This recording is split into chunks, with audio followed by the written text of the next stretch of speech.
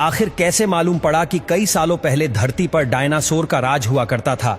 आज से लगभग 6 करोड़ साल पहले हमारे प्लेनेट पे ऐसे जानवर राज करते थे जिनको आज हम डायनासोर के नाम से पहचानते हैं। इन डायनासोर ने हमारी दुनिया पर 100 या 1000 सालों तक नहीं, बल्कि ये पूरे 18 करोड़ सालों तक इस दुनिया पर राज करते रहे। एक एस्टीमेट के मुताबिक जब जुरासिक पीरियड का दौर चल रहा था तो अर्थ पर 400 बिलियन से भी ज्यादा डायनासोर हुआ करते थे, यानी 40,000 करोड़ से भी ज्यादा। लेकिन अभी तक हमें कोई एक भी ऐसा डायनासोर का फॉसिल नहीं मिला जो बिल्कुल अपनी असली हालत में मौजूद हो, लेकिन अब शायद मिलने जा रहा था। साल 2011 में शॉन फंक नामी शख्स कनाडा की एक माइन पर खुदाई का काम कर रहा था। ये खुदाई जमीन में 200 फीट डीप सैंडकोर मिलेनियम माइन के लिए की जा रही थी, जो कनाडा की प्रोविंस अल्बर्टा में मौजूद है। दोपहर के 1:30 बज रहे थे और खुदाई का काम जोरों शोरों से चल रहा था। वैसे तो यहाँ की मिट्टी बिल्कुल सॉफ्ट थी और इसी वजह से एस्केलेटर को ज्यादा जोर भी नहीं लगाना पड़ रहा था, लेकिन फिर एक पॉइंट ऐसा आया जब एस्केलेटर को अपने दांत मिट्टी में डालने के लिए जोर लगाना पड़ा। शॉन फंक को लगा कि शायद उसके रास्ते में कोई बड़ा पत्थर आ गया है।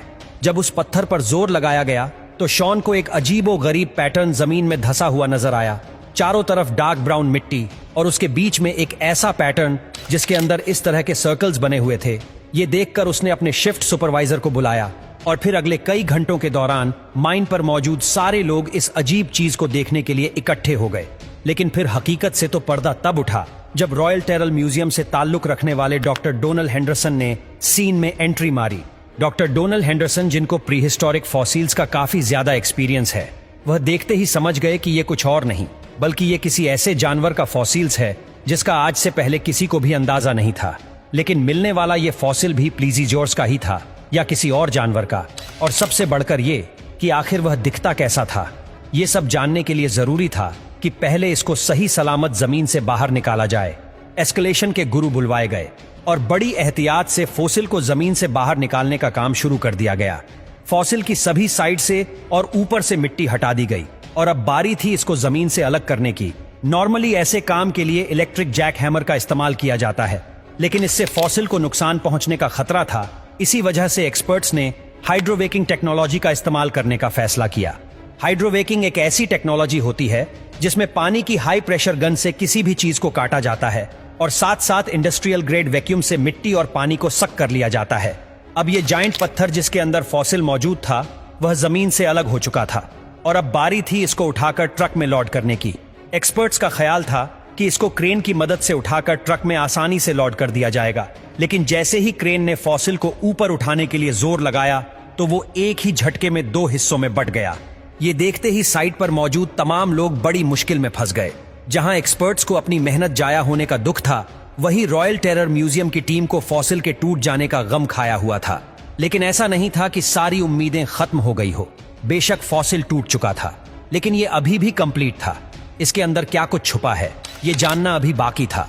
फॉसिल के तमाम हिस्सों को अच्छी तरह पैक करके रॉयल टेरर म्यूजियम पहुंचा दिया गया, जहां अब एक और दिलचस्प हकीकत से पर्दा उठने का वक्त आ चुका था।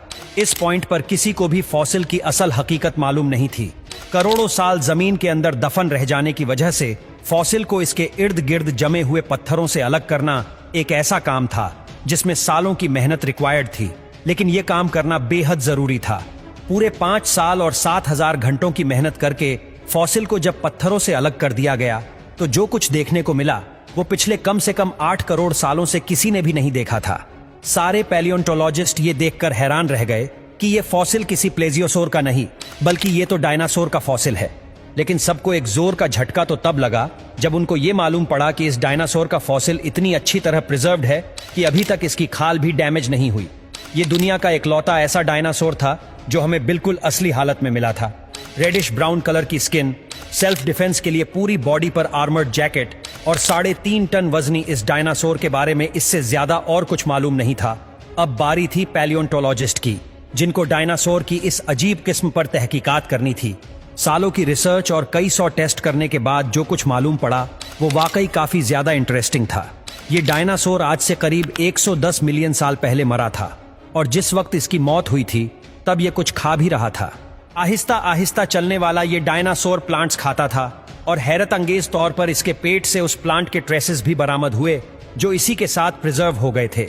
ये डायनासोर जुरासिक एज के उस हिस्से में पाया जाता था जब इस दुनिया पर रेप्टाइल्स का राज हुआ करता था।